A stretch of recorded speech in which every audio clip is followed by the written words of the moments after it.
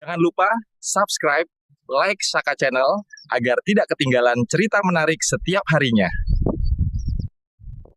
Bayangkan, sebuah masa ketika bumi menangis dan langit enggan memberi rahmat. Sawah-sawah mengering, sungai keruh beracun, dan manusia kehilangan nurani. Inilah masa yang pernah diramalkan Prabu Jayabaya, masa kelam bernama Kalabendu. Zaman Edan, di mana saudara menikam saudara, penguasa lalim menindas rakyat, dan kebaikan terkubur oleh kerakusan. Namun, di balik kegelapan itu, ramalan juga berkata, akan datang Sang Ratu Adil, yang membawa cahaya dan menutup babak penderitaan panjang Nusantara. Apakah kita sedang menuju masa itu? Atau kita justru sedang hidup di dalamnya sekarang?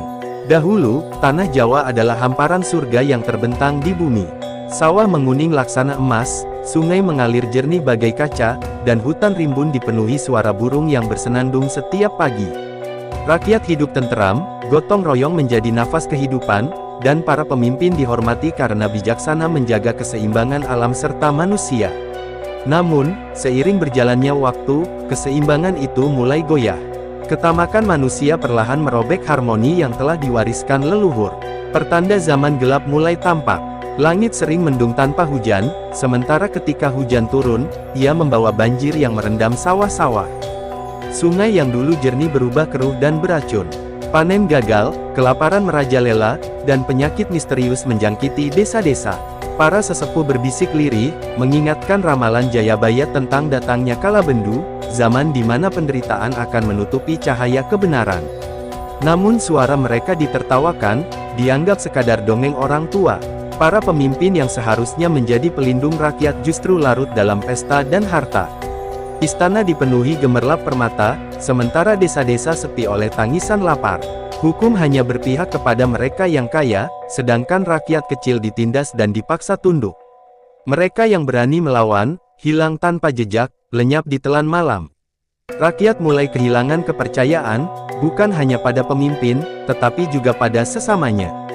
Benih-benih kegelapan tumbuh subur, menandai awal kehancuran. Dan demikianlah, Kalabendu perlahan menampakkan wajahnya. Zaman di mana manusia melupakan hati nurani, saudara mengkhianati saudara, dan kebaikan terkubur oleh kerakusan. Alam murka, manusia gelap mata, dan doa-doa tak lagi menemukan jalan ke langit. Nusantara yang dahulu harum bak bunga mekar, kini perlahan-lahan berubah menjadi tanah yang gersang oleh darah, air mata, dan kebusukan zaman. Di tengah kegelapan yang menyesakkan, secercah cahaya mulai tampak dari tempat-tempat terpencil. Di sebuah desa kecil yang hampir terlupakan, muncul sekelompok orang bijak yang mengajarkan kesabaran dan persatuan. Mereka bukan bangsawan, bukan pula orang berkuasa, melainkan rakyat jelata yang memiliki hati murni.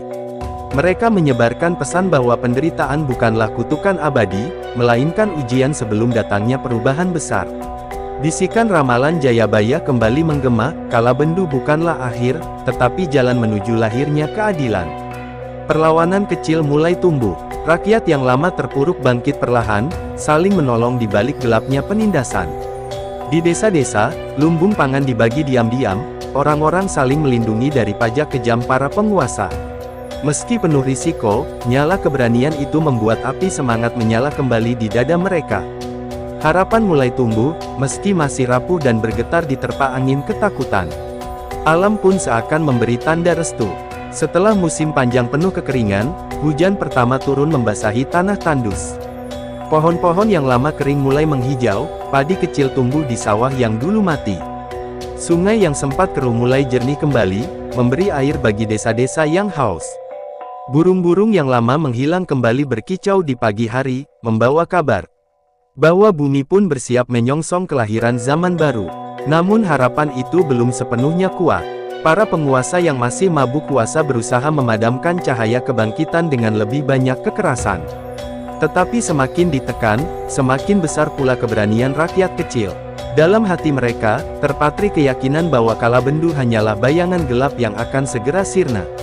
Semua menanti tanda terbesar, datangnya seorang pemimpin yang dijanjikan, seorang yang akan menutup zaman edan dan membuka pintu zaman keemasan.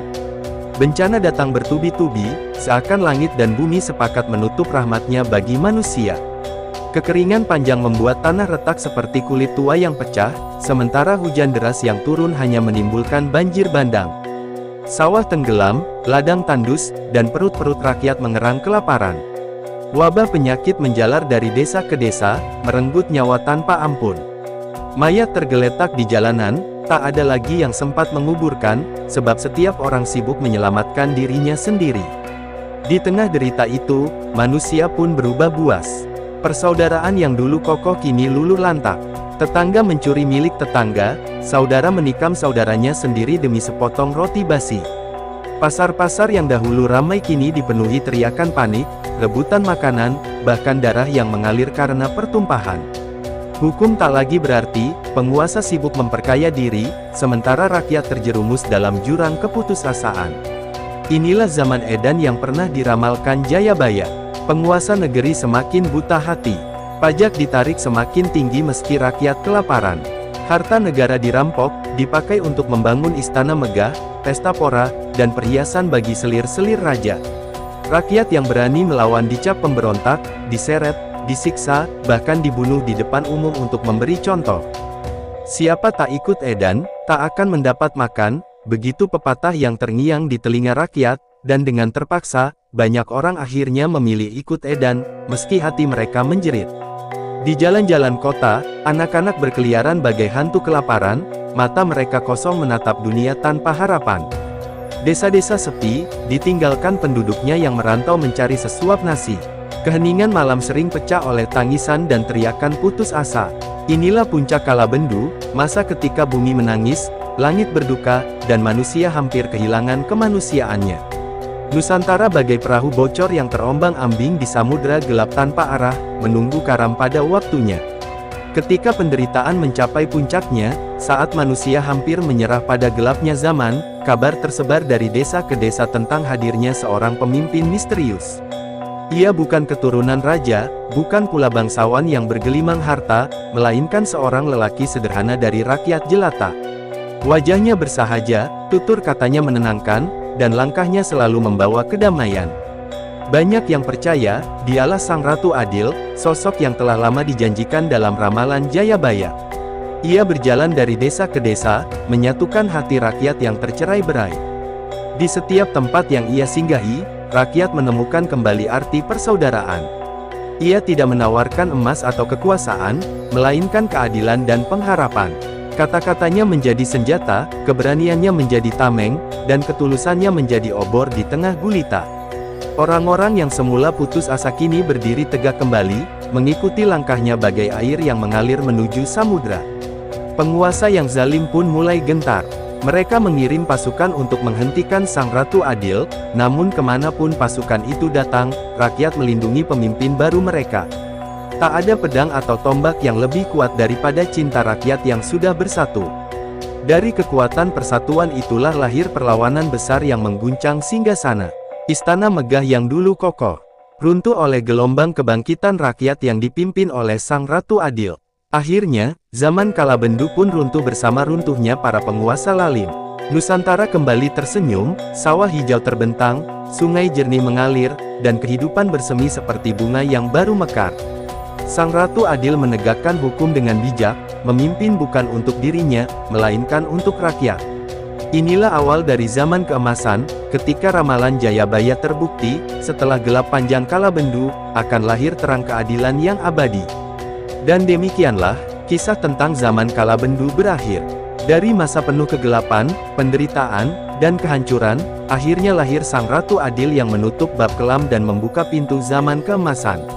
Ramalan Jayabaya bukan hanya sekadar cerita masa lalu, melainkan pengingat bagi kita semua, bahwa setelah gelap pasti akan datang terang, setelah kesulitan pasti ada jalan keluar. Zaman Kalabendu adalah cermin bagi manusia, ketika keserakahan menguasai hati, maka alam dan kehidupan akan hancur. Namun bila manusia kembali pada keadilan, persaudaraan, dan kebenaran, maka dunia akan kembali seimbang. Pertanyaannya adalah, apakah kita hidup di zaman Kalabendu sekarang? Ataukah kita sedang menanti lahirnya Sang Ratu Adil yang akan membawa keadilan sejati? Satu hal yang pasti, ramalan hanyalah penunjuk jalan, dan masa depan ada di tangan manusia itu sendiri.